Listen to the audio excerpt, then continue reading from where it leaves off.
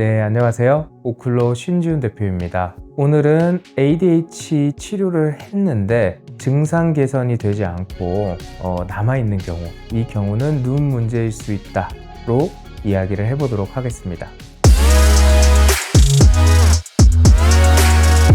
그럼 ADHD가 눈 문제일 수도 있다는 이야기인가요?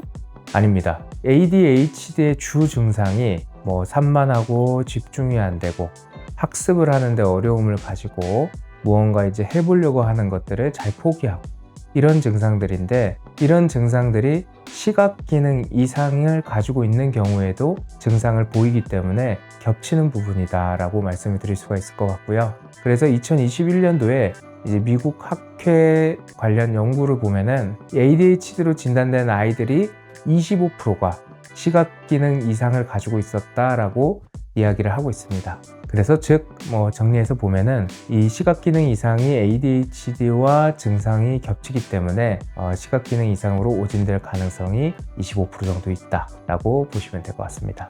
그럼 얼마나 증상이 겹치기에 오진이 될 수 있는 건가요? ADHD와 시각 기능 이상은 한 80% 정도가 증상이 겹칩니다. 옆에 체크리스트를 보면은 눈모음 부족이 있었던 아이들은 이 집중 시간이 짧은 것을 체크를 하고, 그리고 산만함을 보이는 부분, 글자를 자주 놓치는 부분, 그리고 숙제를 잘 마무리하지 못하는 거, 그리고 눈을 비비거나 깜빡이거나 이런 것들이 동일하게 체크되고 있는 부분입니다.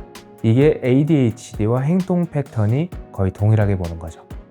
실제 미국 NIH 보고서를 보면은 눈모음 부족이 있었던 아동 266명을 차트 리뷰를 했습니다. 그래서 CI 환자 중 ADHD 진단을 받은 비율이 9.8% 정도였습니다.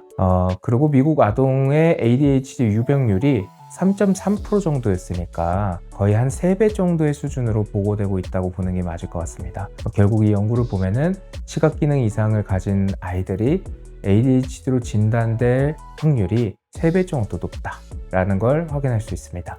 그럼 시기능 운동으로 ADHD를 치료할 수 있는 건가요? 아닙니다.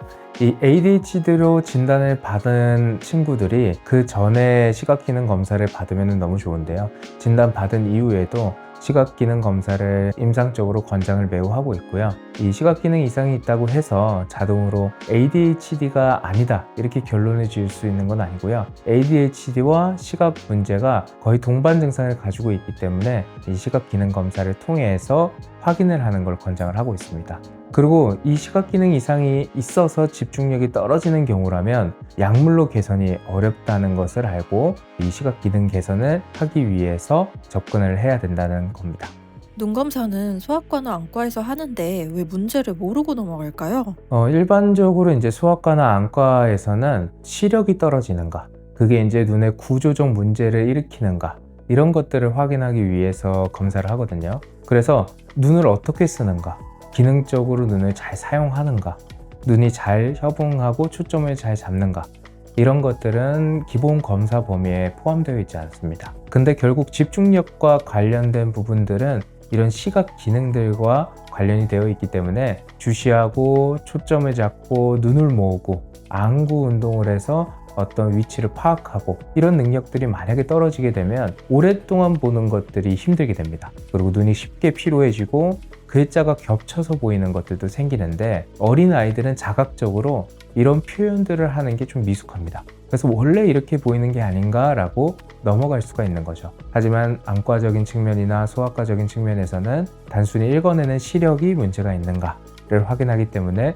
놓쳐질 수 있는 부분입니다. 시기능으로 인한 가짜 ADHD를 분류하는 행동 패턴이 있나요? 공통점이 몇 가지 있는데요. 어린 아이들이 자기가 좋아하는 건 오랫동안 집중을 하고, 하지만 자기가 좀 어려워하는 것들은 금방 흐트러진다 라는 건 시각기능 이상에 의해서 생긴 가짜 ADHD라고 볼 수가 있습니다. 그래서 내가 시각 피로가 조금 적고 그걸 도파민 보상을 통해서 즉각적으로 활동을 하는 것들은 집중이 가능한 거고요. 시각 기능이 떨어져서 시각 피로를 쉽게 느끼는 눈이라면 이런 보상 반응이 떨어지는 경우, 보상이 느린 학습 활동에서는 이 집중이 떨어지는 거죠. 이런 경우에는 시각 기능 이상 평가를 해보면 기능 패턴으로 보이는 것들이 있습니다.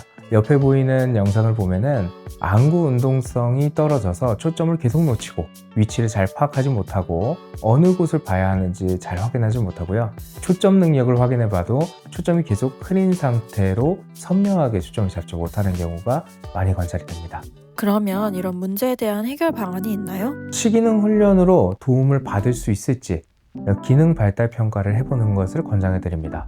ADHD는 기본적으로 약물 치료를 권장을 하지만 약물 치료를 해서 접근을 했을 때 기능 개선이 되지 않는다면 이건 시각기능 검사를 통해서 기능이 문제가 되고 있는지 확인을 해보는 게 중요하고요. 정확한 시각 발달 평가 같은 경우에는 시력을 확인하고 그리고 시각 기능 주시하고 초점 잡고 안구 운동하고 그리고 시각 발달 평가에는 시각 정보 처리 평가도 들어갑니다. 그래서 시각 공간을 잘 인식하는지, 시각 지각은 괜찮은지, 시각 운동 능력은 괜찮은지 이런 것들을 전체적으로 파악해서 시각에 의한 부분이 집중과 학습에 연관을 주고 있는지를 확인하는 검사이고요. 이런 검사를 통해서 문제가 되는지 체크를 해보고 도움을 줄 수 있는지 확인이 필요합니다.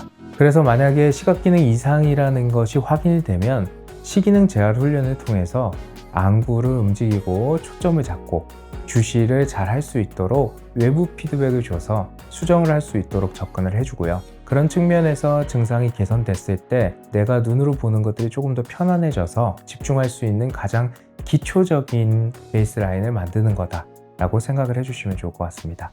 네, 오늘은 ADHD 치료를 했는데도 불구하고 증상이 개선이 되지 않는 경우 눈의 문제일 수 있다는 내용으로 설명을 드렸고요. 혹시나 증상 개선이 되지 않는다면 시각기능 이상을 확인을 해보시고 눈의 문제 때문에 학습이나 초점을 잡고 집중하거나 이런 것들이 떨어지는 것이 아닌지 확인을 해보시는 것을 권장을 드립니다. 눈으로 보는 모든 순간이 편안해지도록 오클루가 함께 하겠습니다. 지금까지 오클루 신지훈이었습니다.